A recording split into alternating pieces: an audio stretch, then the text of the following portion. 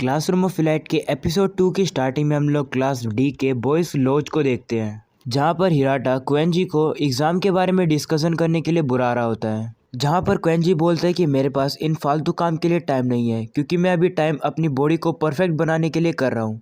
तो इसलिए हिराटा वहां से जाकर आयानोकोजी और युकिमुरा के पास आकर बैठ जाता है, जहां पर वो उन्हें बताता है कि क्लास डी ने उसे कांटेक्ट करके बताया कि वीआईपी कौन है। तो युकिमुरा उससे पूछता है कि वीआईपी कौन है।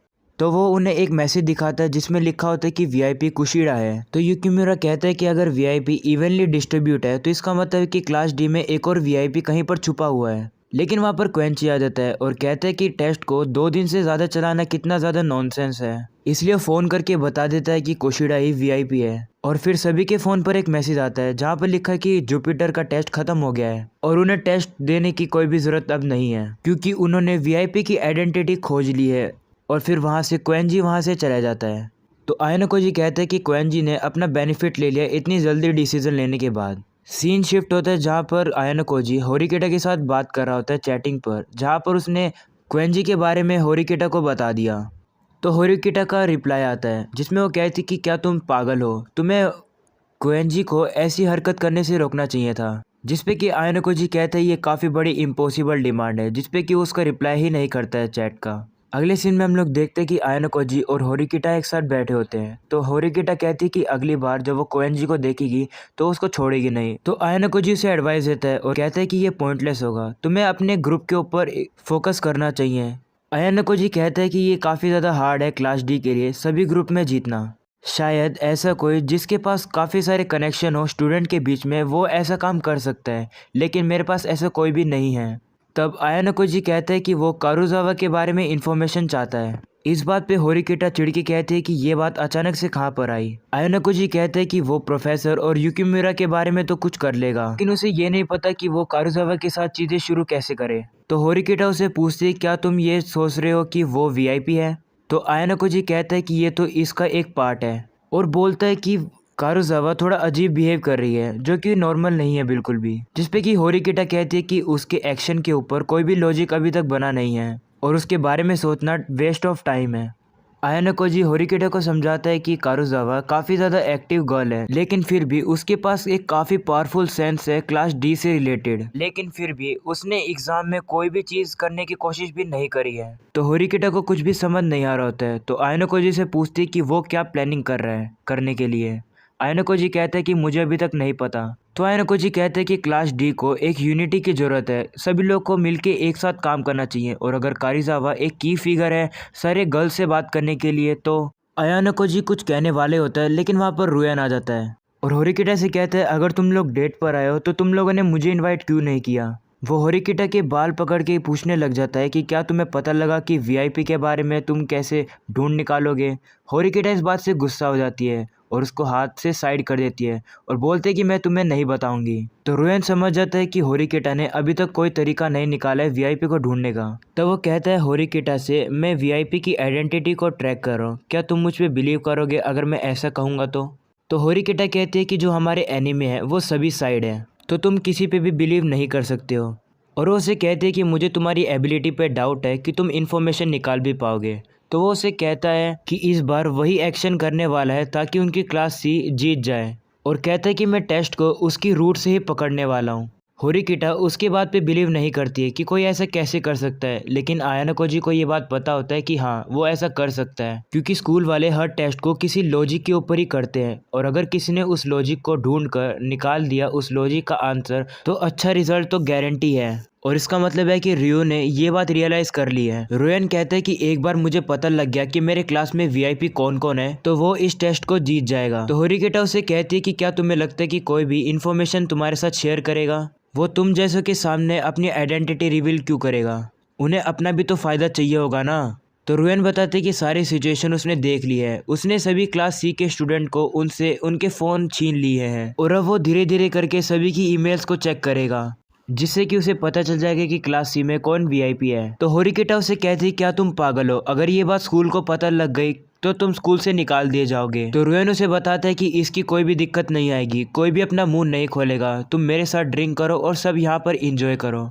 तब रियन होरिकेटा को एक प्रपोजल बताता है और बोलते कि क्लास सी, डी और क्लास बी सभी लोग साथ मिलके वीआईपी की इंफॉर्मेशन कलेक्ट करके हम लोग क्लास ए को खत्म कर सकते हैं। लेकिन होरिकेटा इस बात से मना कर देती है और रियन वहां से चले जाता है। लेकिन आयाना कोजी वहीं चुप बैठा होता है और सारी बातों को एनालाइज कर रहा होता है। उसके बाद हम लोग कारिजावा को देखते हैं जो कि बाथरूम में कह रही होती है कि मैं वापस से वहीं आ गई हूँ जहाँ पर मैं पहले थी। मुझे कोई भी सोशल लाइफ नहीं चाहिए, ना ही मुझे कोई फ्रेंड चाहिए। मुझे सिर्फ अपने आप को ही प्रोटेक्ट करना है और वही मैटर करता है और उसके लिए मैं कुछ भी कर सकती हूँ। मैं एक पैरासाइट की तरह मैं खुद से नहीं रह सकती हूँ। अगले सीन में हम लोग देखते कि होरिकेटा नहीं चाहती कि लोग उन्हें कपल समझे, इसलिए वो आयाना कोजी से वहां से जाने के लिए कहती है। तब आयाना कोजी वहां से जाने लगता है जहाँ पर वो देखते कि कुशिडा अकेले खड़ी है। आयाना कोजी कुशिडा से ज्यादा बात नहीं करता है और उसको गुड नाइट करके वहां से जाने लगता है। लेकिन वो आयाना कोजी को रोकती है और उसके गले लग जाती है और कहते कि इन सब कपल के बीच में वो अकेला फील कर रही थी, इसलिए उसने आयाना कोजी को गले लगा लिया। लेकिन वो शर्मा जाती है और बोलते कि मुझे तुम्हारे ऊपर इस तरीके से नहीं कूदना चाहिए था और आयाना कोजी को गुड नाइट करके वहां से चली जाती है।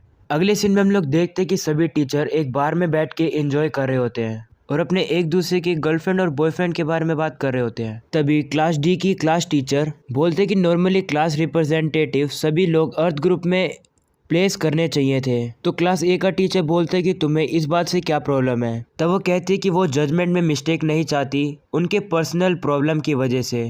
तो दूसरी टीचर कहती है कि तुम ये 10 साल पुरानी बात को क्यों उठा रही हो। और वो क्लास डी की टीचर से बोलती कि तुम आयाना कोजी में इतना इंटरेस्टेड क्यों हो। तो बोलती है कि नहीं, मैं उसमें कोई भी इंटरेस्टेड नहीं रखती हूँ। तो फिर वो वापस उससे पूछती है कि क्या तुम मुझे बता सकते हो कि उस आइलैंड के टेस्ट पर आयाना कोजी लास्ट में लीडर कैसे बन गया। जिसमें कि क्लास ए का टीचर उठता है और बोलता है कि ये रूल के खिलाफ है और मैं चाहता हूँ कि तुम लोग गाइडलाइंस का फॉलो करो। मैं स्कूल को तुम्हारे बारे में रिपोर्ट नहीं करना चाहता हूँ।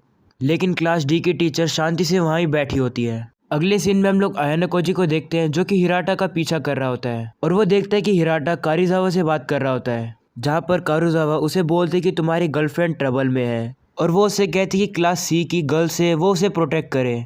तो हारुटा कहता है कि वो बात को ख़त्म क्यों नहीं कर देती वो लड़कियां, और कहता है कि नेक्स्ट टाइम हम लोग बात को ख़त्म करने की कोशिश करेंगे। तो कारुजावा बोलते हैं कि मुझे नहीं पता कि वो बिना बात पे मुझसे हेट करते हैं। तो हिराटा कहते हैं कि तुमने रिका के साथ लड़ाई करी थी क्लास सी की पहले, इस वजह से वो तुम्हारे पीछे आ रहे हैं। और बात रही तुम्हें प्रोटेक्ट करने की, मैं तुम्हारी हेल्प करूंगा, लेकिन तुम्हारी हेल्प करने के लिए मैं और किसी को हर्ट नहीं करना चाहता। तो कारिजावा उस पर गुस्सा हो जाती है और बोलती कि तुमने कहा था कि तुम मुझे प्रोटेक्ट करोगे, लेकिन तुमने झूठ बोला। तो हिराटा कहता है कि हम लोग असली में गर्लफ्रेंड और बॉयफ्रेंड थोड़ी हैं, और ऐसा थोड़ी है कि सारी साइड में तुम्हारी लूँ और किसी की बात को ना सुनूं और सिर्फ तुम्हारी मदद करता जाऊं।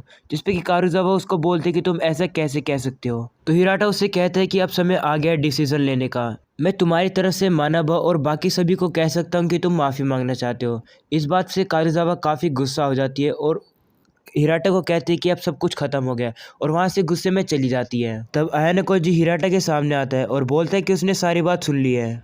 आयाना कोजी हिराटा से धीरे धीरे सारी बात बताने लगता है कि किस तरीके से कारिजावा तुम्हें एक पैरासाइट की तरह यूज़ करके खुद को प्रोटेक्ट कर रही थी। हिराटा आयाना कोजी से कहता है कि मुझे गूज़बम्स आ रहे हैं कि तुमने सारी बात इतनी जल्दी कैसे पता लगा ली। तो हिराटा आयाना कोजी से कहता है कि ये सच है कि वो उसका नकली बॉयफ्रेंड बन रहा था ताकि वो उसको प्रोटेक्ट कर सके, क्योंकि उसी ने आकर उसे बचाने के लिए कही थी। तो आयाना कोजी हिराटा से कहता है कि जिस तरीके से तुम कारिजावा को जानते हो वो बिल्कुल भी ऐसी नहीं है, वो अपने आप को फोर्स करी है सिर्फ टफ बनने के लिए। ये बात हिराटा को भी पता होता है। तो हिराटा बताता है उसका रीज़न कि वो सभी के सामने अपनी पर्सनैलिटी चेंज क्यों करती है।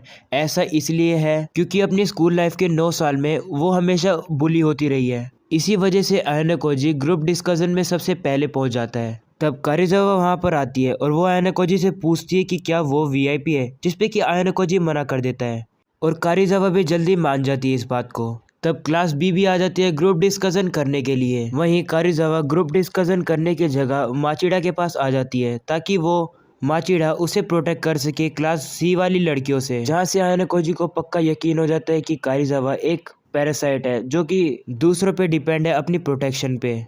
थर्ड डिस्कशन में सभी लोग मिलके कार्ड्स खेलने लगते हैं और जो क्लास ए जैसा चाहती है वैसा ही हो रहा है, क्योंकि वो क्लास कोई भी प्रोग्रेस नहीं कर रही है। फोर्थ डिस्कशन में भी ऐसा ही होता है। इचिनो से अपना बेस्ट ट्राई करी होती है सभी की बात एक दूसरे से कराने के लिए, लेकिन कोई भी इंटरेस्टेड नहीं होता है एक दूसरे से बात करने में। थोड़ी देर में क्लास डिस्कशन खत्म हो जाता है। कारिजावा वहाँ से रूम से जाने लगती है, जहाँ पर क्लास सी की गर्ल्स कारिजावा का पीछा करना शुरू कर देती है। तो युकिमुरा आयानाकोजी को बताते हैं कि वो लोग फाइट करने वाले हैं और इसलिए वो डिसाइड करते हैं कि वो उन लोगों का पीछा करेंगे।